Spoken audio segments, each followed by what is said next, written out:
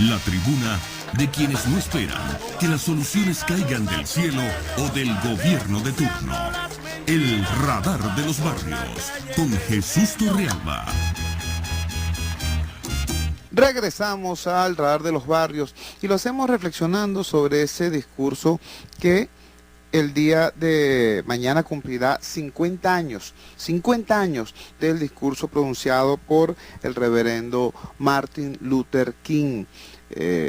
Ese discurso llevó por título Yo tengo un sueño, y en ese discurso, realizado en el marco de una gigantesca movilización en Washington, una movilización que formaba parte a su vez de la lucha por los derechos civiles en Norteamérica, en ese discurso el señor Martin Luther King dibujó lo que a su juicio era su sueño para la sociedad norteamericana.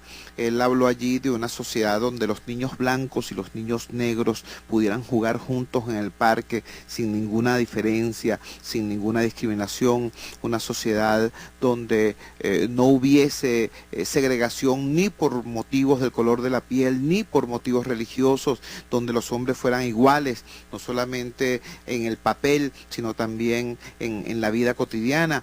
Yo quiero recordarles que en el momento en que ese discurso fue pronunciado, se están cumpliendo 50 años, ese discurso fue pronunciado en el año 1963, la situación era muy distinta a la que hoy se vive en Norteamérica.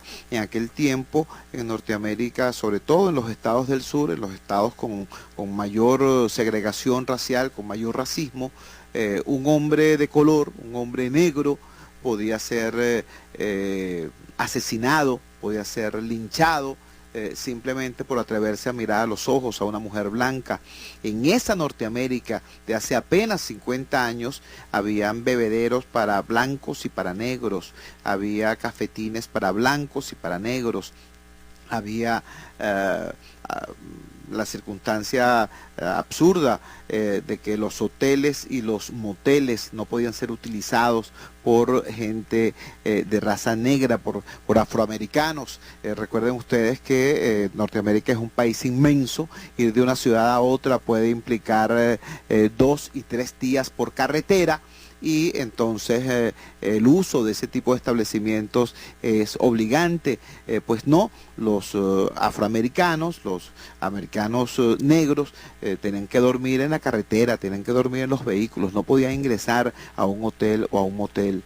Eso ocurría en aquella sociedad, y en esa sociedad el reverendo Martin Luther King pronunció ese discurso. Yo tengo un sueño, dijo él, y con ese sueño, con ese discurso, dibujó esta sociedad que hoy estamos viendo, esta Norteamérica donde ciertamente, todo hay que decirlo, persisten problemas de discriminación racial, persisten problemas de segregación por razones de género, por razones de raza, por razones religiosas. Persisten, claro que sí, pero extremadamente atenuadas en comparación con lo que era aquella situación de violencia extrema.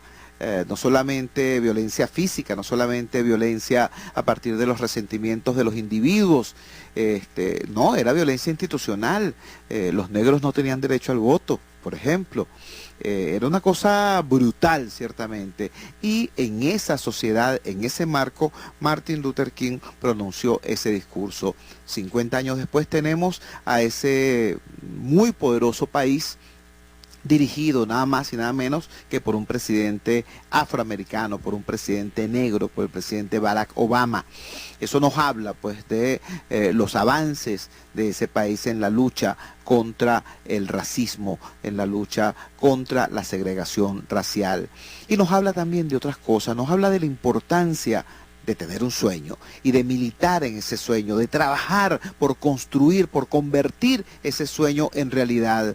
Yo lo dije ayer, lo ratifico hoy, una cosa es un deseo y otra cosa es un propósito. Un deseo es algo que uno quiere que ocurra, un propósito es algo por lo que uno se pone a trabajar para que en efecto suceda. Un propósito es algo que uno construye, un deseo es algo que pasa o no.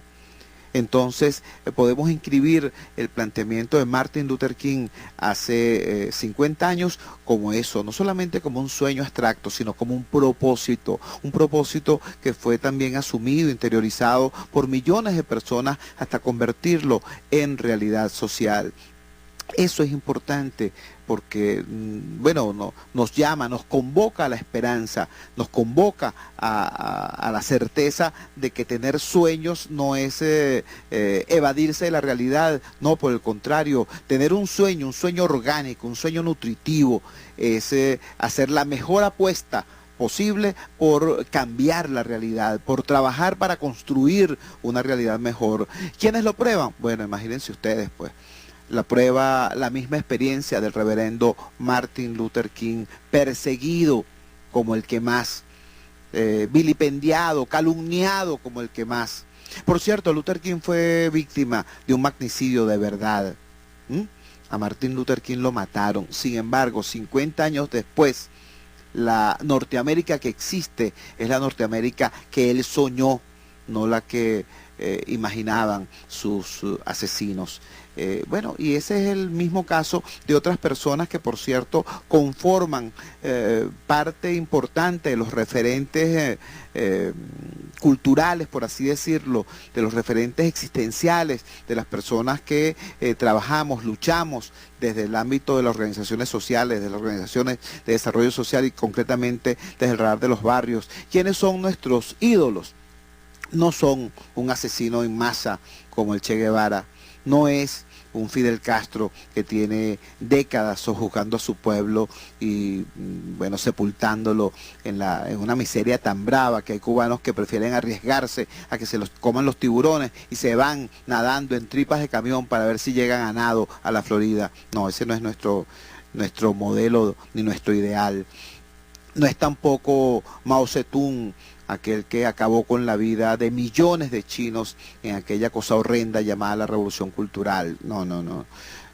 Nuestros referentes existenciales, culturales, vivenciales, son personas como Martin Luther King, son personas como el Mahatma Gandhi, son personas como Nelson Mandela, son personas que tuvieron ideales muy claros, trabajaron por convertir esos ideales en realidad y los construyeron en una medida muy importante, bueno, contraponiendo a la violencia extrema de sus adversarios, la paz, la palabra pacífica pero poderosa, la acción pacífica pero contundente. Eso es lo que aprendimos nosotros, las personas que estamos hoy trabajando desde el Guarataro, desde los eucaliptos, desde La Pedrera allá en Antímano, desde Carapita, desde la calle 18 allá en los Jardines del Valle, desde cualquier recoveco de los barrios de la Gran Caracas o del resto del país. Eso es lo que hemos aprendido. Esas son nuestras figuras tutelares, ¿no? Repito, personas como Nelson Mandela, como Mahatma Gandhi, como Martin Luther King, que nos legaron esa cosa tan importante que es la claridad en la necesidad de tener un sueño nutritivo, un sueño orgánico, un sueño que no nos separa de la tierra, sino que por el contrario nos empuja a transformar de manera más eficiente la realidad. Ahora, aparte de esa certeza, aparte de esa esperanza, ¿qué podríamos decir nosotros que es a estas alturas el sueño que tenemos para Venezuela? Así como alguien dijo, como dijo Luther King hace 50 años, yo tengo un sueño, y dijo cuál era su sueño de país.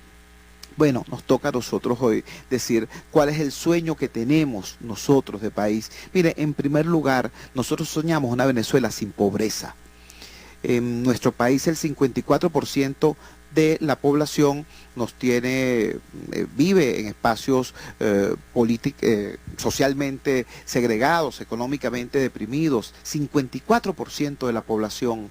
Y un 16% vive también en espacios quizá no tan deprimidos, pero igualmente complejos, igualmente complicada la existencia, son las llamadas urbanizaciones populares. Nosotros soñamos un país sin pobreza, un país sin miseria, y creemos que a eso se puede llegar no por la vía de la acción de un poder que sobre los humanos descienda más allá del poder de Dios. Ese poder sí lo reconocemos y lo agradecemos, pero nos referimos al poder del Estado, ¿no? Que opere sobre nosotros como una especie de macroconciencia y nos lleve o nos obligue o nos haga vivir de una determinada manera. No, nosotros creemos que podemos salir de la pobreza mediante el trabajo y el estudio, mediante la construcción de una vida mejor, de una vida más justa. Vamos a nuestra siguiente pausa comercial y al retorno vamos a estar conversando con un importante personaje de la vida de este país acerca de eso, de su sueño de futuro. Vamos al corte, ya regresamos. Usted escucha El Radar de los Barrios con Jesús Torrealba, una voz para abrir espacios y lograr encuentros por RCR 750 AM.